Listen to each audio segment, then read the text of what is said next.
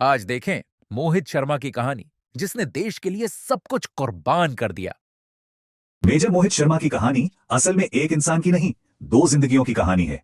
एक वो चेहरा जिसे देश जानता है और एक दूसरा वो जिसे सिर्फ दुश्मन ने देखा और महसूस किया। तो आज हम उन दोनों चेहरों के पीछे के उस असली इंसान को जानेंगे। देखिए, एक तरफ एक पैरा स्पेशल फोर्सेस का वो कमांडो जिसका खौफ दुश्मन की रूह तक कांप जाती थी, नाम था इफ्तिखार भट्ट। और दूसरी तरफ एक आर्टिस्ट जो गिटार की धुन में खो जाता था, दोस्तों के लिए सिर्फ माइक। ये कहानी इन्हीं दो पहचानों के बीच के फासले की और उस फासले को तय करने वाले एक शख्स की। हम फिल्मों में देखते हैं कि धुरंधर वो है जो दुश्मन को मारता है, लेकिन असलियत में धुरंधर वो होता है जो दुश्मन तक पहुंचने से पहले ही अपनी पूरी दुनिया को मार देता है। अपनी इंजीनियरिंग, अपना गिटार और आराम की जिंदगी सब कुछ छोड़कर मौत का रास्ता चुनता है।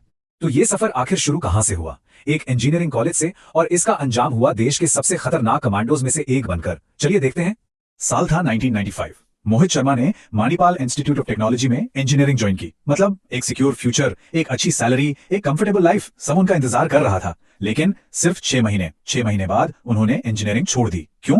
क्योंकि उन्हें मशीन नहीं, उन्हें देश बनाना था। और उन्होंने नेशनल डिफेंस एकेडमी यानी एनडीए ज्वाइन कर लिया। एनडीए ने ही मोहित शर्मा को माइक बना दिया। वो सिर्फ एक कैडेट नहीं थे, वो एक फोर्स ऑफ नेचर थे। बॉक्सिंग रिंग के चैंपियन, घुड़सवारी के एक्सपर्ट।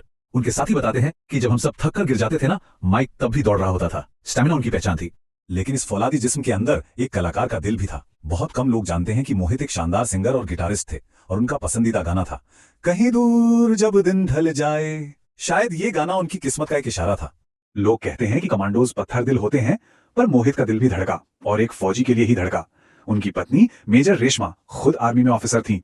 ये एक ऐसा घर था जहां दो वर्दियां एक साथ सूखती थीं, और दोनों ही देश के लिए जान देने को तैयार थीं। साल 2003 में मोहित की पोस्टिंग हुई वन पैरा स्पेशल फोर्सेस में। ये इंडियन आर्मी की सबसे एलीट यूनिट है, जिन्हें द रेड डेविल्स कहते हैं। और यहीं से शुरू हुआ ऑपरेशन इफ्तिखार भट्ट। साल 2004, कश्मीर घाटी। हिजबुल मुजाहिदीन का कमांडर अबू तुरारा एक बहुत बड़ा खतरा बन चुका था। उसे खत्म करने का सीधा तरीका था एक मिलिट्री रेड। पर मेजर मोहित ने आसान रास्ता नहीं चुना। उन्होंने वो रास्ता चुना जो सबसे खतरनाक था। उन्होंने अपनी पहचान मिटा दी और एक नया नाम ओढ़ लिया, इफ्तिखार भट्ट। इफ्तिखार भट्ट बनने के लिए उन्होंने अपने बाल बढ़ाए, दाढ़ी बढ़ाई, कश्मीरी बोली सीखी, और सबसे जरूरी, पूरी तरह से दुश्मन की सोच को, उनकी मानसिकता को अपना लिया। ये एक ऐसी पहचान थी जिस पर कोई शक कर ही नहीं सकता था। मिशन के दौरान एक वक्त ऐसा भी आया जब आतंकियों को उन पर शक हो गया। उन्होंने मोहित के सामने एक जिंदा मुर्गा रखा और कहा, इसे मारो। वो बस ये देखना चाहते थे कि ये आदमी खून देखकर डरता है या नहीं। मोहित ने एक पल भी नहीं सोचा और उसकी गर्दन काट दी। आतंकियों को यकीन हो गया ये उन्हीं में से एक है। कुछ हफ्तों तक उनका भरोसा जीतने के बाद मोहित ने अपनी आखिरी चाल चली। उन्होंने तुरारा को आर्मी के काफिले पर हमले का लालच दिया, और तुरारा जाल में फंस गया। जंगल में वन पैरा एसएफ की टीम पहले से इंतजार कर रही थी। सही मौके पर इफ्तिखार भट्ट जैसे हवा में गायब हो गया, और मेजर मोहित शर्मा ने अपनी गन से तुरारा को ढेर कर दिया। ये एक परफेक्ट ऑपरेशन था। दुश्मन खत्म और अपनी तरफ जीरो कैजुअलिटी। और अब हम उस मिशन की बात करेंगे जो मेजर मोहित शर्मा का आखिरी मिशन साबित हुआ। 5 साल बाद, तारीख थी 21 मार्च 2009, जगह थी कुपवारा का हपरूडा जंगल। मेजर मोहित उस दिन ब्रावो असॉल्ट टीम को लीड कर रहे थे। दोपहर का वक्त, दुश्मन उनसे ऊपर ऊंचाई पर बैठा था। अचानक घनी फायरिंग शुरू हुई, और पहली ही गोली में उनके साथी हविलदार संजय सिंह जख्मी होकर खुले में गिर गए। ऐसे हालात में एक सोल्जर के सामने एक ही सवाल होता है, कवर लेकर अपनी जान बचाएं या अपने साथी को बचाने के लिए बाहर निकलें। ट्रेनिंग कहती है पहले कवर लो, लेकिन मेजर मोहित ने ट्रेनिंग की नहीं, अपने दिल की सुनी, अपने भाई की सुनी। वो कवर छोड़कर गोलियों की बौछार में दौड़े, संजय को खींचकर सुरक्षित किया। लेकिन इसी कोशिश में एक गोली उनके सीने में आ लगी। उनके फेफड़े पंक्चर हो चुके थे, लेकिन मोहित रुके नहीं। उसी हालत में उन्होंने ग्रेनेड फेंके और 2 आतंकियों को बहुत करीब से मार गिराया। अपनी आखिरी सांस लेने से पहले उन्होंने अपनी टीम को रेडियो पर दुश्मन की पोजीशन बताई। उनके आखिरी शब्द थे, टीम को बचाओ, फायर मत रोकना। मेजर मोहित शर्मा शहीद हो गए, लेकिन माइक की विरासत वो हमेशा के लिए अमर हो गई।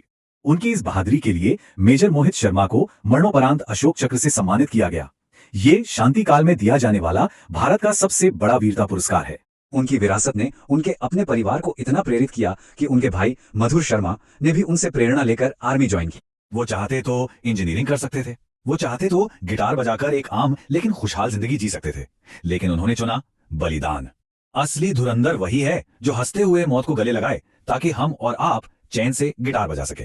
तो असली धुरंधर कैसा दिखता है? शायद अब हम इसका जवाब जानते हैं। वो मेजर मोहित शर्मा जैसा दिखता है। चुका। Thanks for watching. अगर आपको ऐसी सच्ची, गहरी और इतिहास से जुड़ी कहानियां पसंद आती हैं, तो वीडियो को लाइक करें, चैनल को सब्सक्राइब करें और ऐसी ही और डॉक्यूमेंट्रीज के लिए हमारे साथ जुड़े रहें।